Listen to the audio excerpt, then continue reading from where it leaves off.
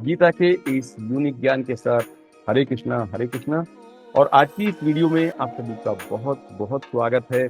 और आज हम बात करेंगे भविष्य की अनिश्चितता और डर।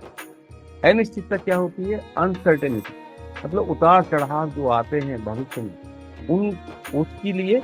और जो डर होता है अननोन, क्या होगा, अज्ञात का डर, पता नहीं जीवन में आगे क्या होगा, अब कैसे करेंगे, अब क्या होगा, उसके विषय पर हम आज बात करेंगे।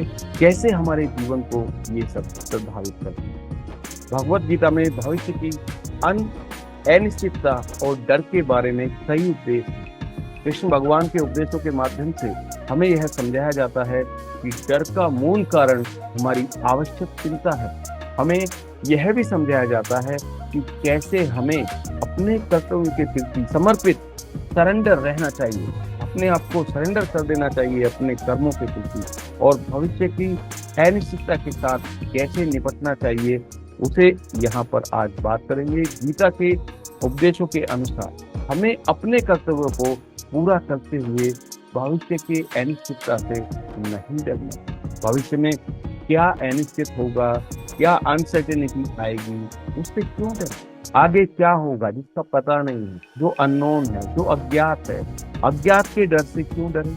हमें स्थिति को स्वीकारते हुए आगे चलते हुए साहस के साथ उदार बने रहना। आगे क्या होगा किसी को नहीं पता, एक पल के बाद क्या होगा किसी को नहीं पता। जो पहले आए थे वो क्या यहाँ हमेशा रहे हैं? नहीं। लेकिन अगर आप ये सोच रहे हैं कि मैं तो यहीं पे रहूंगा, ये तो सब कुछ मेरा ही है, ऐसा नहीं है, ऐसा बिल्कुल भी नहीं है। अगर यहाँ पर हैं, जब तक हैं जब तक ही आप कुछ कर सकते हैं, तो क्यों ना आप अच्छा ही करें, क्यों ना आप ऐसा ही करें जो भगवान को पसंद है, जिससे आप भगवान से जुड़े रहें, साहसिक और उदार बने रहें। और जब भी आपको कुछ कदम लेना है तो आप बेफिक्र होके रिस्क ले लीजिए, बेफिक्र होके कदम उठाइए। आइए हम सभी मिलकर इस गहरी ज्ञान को समझें और अपने जीवन में इसे अमल में लेकर आएं। तो भविष्य की अनिश्चितता और डर का समाधान क्या है?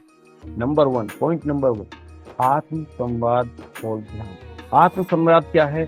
आप बिल्कुल शांति में बैठिए सुबह सुबह और आप सोचिए, अवेयर होइए कि आपके विचार क्या क्या विचार आ रहे हैं, प्रकृति कैसी है। आप अपने आप संवाद करिए, आत्म संवाद को सुनिए, आपके अंदर क्या हो रहा है, आपके विचार कैसे आ रहे हैं। और ध्यान, ध्यान आपको डेली करना है, रेगुलर बेसिस।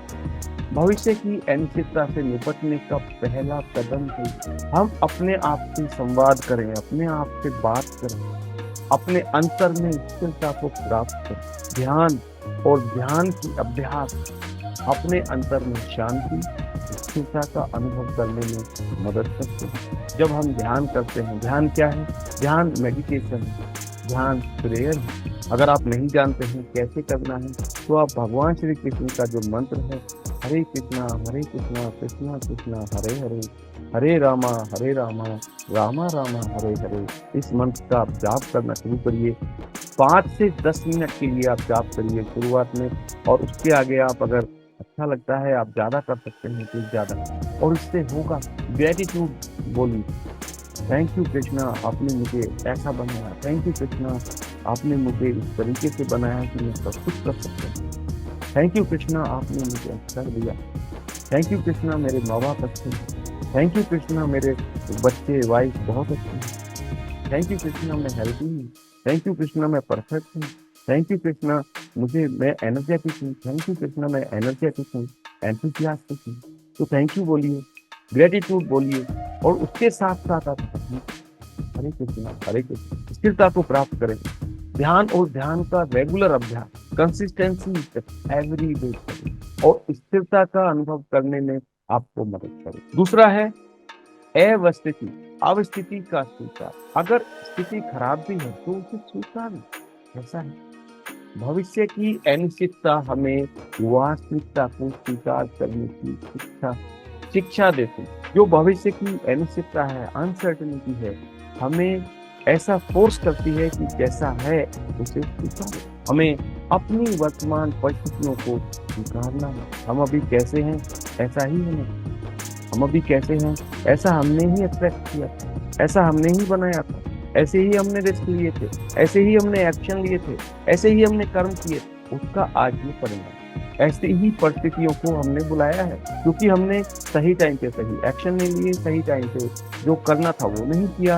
हम अनिश्चितता से डरते रहे, भविष्य में क्या होगा, बच्चों का क्या होगा, ऐसा बोल दिया तो इज्जत चली जाएगी, उससे हम डरते रहे। उसकी डर की वजह से हमने कोई रिस्क नहीं लिया। तो वो रिस्क लेना है, डरना नहीं है। जैसी स्थिति है उसको स्वीकारना है और अब क्या करना है वो करना है। किसी भी चीज से नहीं डरना है, बस भगवान को याद रखना है, भगवान से डरना है। जो भगवान बोलते हैं कि हम मेरे लिए ऐसा करो वैसा करो, बोलते हैं कि कर्म करो लेकिन फल की इच्छा मत करो, कर्म करो, फल की इच्छा मत करो। जब कर्म बोलते हैं कि यज्ञ की भांति करो तो यज्ञ की भांति करो, बोलते हैं भक्ति भाव से करो तो भक्ति भाव से करो, तो फल तो निश्चित मिलेगा ही मिलेगा। जब आपके जो कर्म है वो मैच हो जाएगा रिक्वायरमेंट से, इसकी रिक्वायरमेंट से, फल की रिक्वायरमेंट से, फल मिल जाएगा। और जब आप टाइम पे एक्शन लेंगे, टाइम पे क्या रिस्क लेना है वो लेंगे, तो आपको वो परिस्थिति मिलेगी जिसके लिए आपने रिस्क लिया है, जैसा आप चाहते हैं उसके लिए आपने कर्म किया है, वो परिस्थिति मिलेगी। अगर आज मैं ऐसा हूं तो मैंने इसको बनाया है, मैंने ही इसके लिए ऐसे कर्म किए हैं जिससे आज ये पैदा हुआ, ये मोमेंट, और ये मोमेंट ऐसा ही होना, इसमें कुछ भी बदलाव नहीं कर सकते। तो इस परिस्थिति को मुझे स्वीकारना है, हमें स्वीकारना है इस परिस्थिति को, और उन्हें बदलने की क्षमता विकसित करनी है। उसे बदलने के लिए उसके लिए क्या रिस्क लेना है, क्या एक्शन लेना है, क्या स्किल सीखना है, उसे हमें सीखना है। उसकी क्षमता को, उसकी पावर, क्या पावर चाहिए, उसकी क्षमता को हमें विकसित करना है, फिर कुछ सीखना है। और तीसरा पॉइंट है ध्यान और स्थिर। जो हमारे अंतर मन में स्थिरता आ जाएगी, जो हमारे विचार हैं वो स्थिर हैं, उसमें उथल पुथल नहीं है। भविष्य की अनिश्चितता से बचने का एक ही उपाय है, एक और उपाय है ध्यान और स्थिरता के साथ वर्तमान का आनंद लेना। अभी कैसा चल रहा है उसमें खुश रहिए। हमें वही करने की आवश्यकता है जो हम वर्तमान में कर रहे हैं। आगे के लिए मत सोचिए आगे क्या है, आगे के लिए इतना सोचिए कि हाँ मैं ये कर रहा हूँ, तो ये अच्छा एक गोल बनाइए, गोल बना के उसके प्रति क्या काम करना है, क्या क्या एक्शन लेने हैं, क्या क्या रिस्क लेने हैं, वो लीजिए। और आज के जो गोल हैं उसे पूरा करते जाइए, आगे का गोल पकड़ के मत बैठिए। हमें वही करने की आवश्यकता है और कुछ भी नहीं जो हम वर्तमान में कर रहे हैं, और उसे पूरे मन से, पूरी श्रद्धा से, पूरी भक्ति से, पूरे यज्ञ से, सारी की सारी आहुति, क्या क्या जरूरत है, टाइम जरूरत है, एफर्ट जरूरत है, एनर्जी जरूरत है, मनी जरूरत है, डालिए, आहुति डालिए, यज्ञ की तरह करिए, यज्ञ की भांति करिए। आज के इस कर्म पूरा प्रयास करिए, फल अपने आप में, आपको उस पर ध्यान भी नहीं देगा। आश्वासन, भविष्य की अनिश्चितता से बचने के लिए हमें आत्म आश्वासन की आवश्यकता है। हमें यह याद रखना चाहिए कि हम जीवन में हर कठिनाई को पार करने की क्षमता रखते हैं।